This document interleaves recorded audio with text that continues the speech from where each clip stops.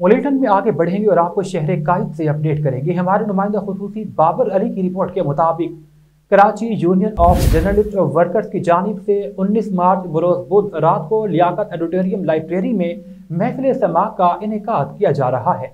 मशहूर और मारूफ कवाल शफीक जमान ताजी और मोहम्मद अली ताजी अशरफी जमान बरादर अपने मखसूस अंदाज में कवाली पेश करेंगे।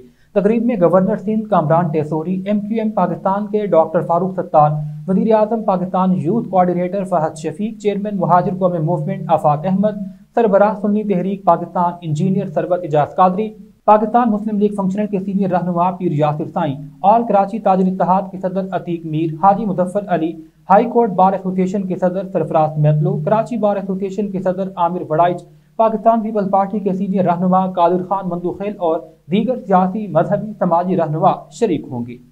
महफिल समाज से पहले मीडिया से गुफ्तगू का भी प्रोग्राम रखा गया है।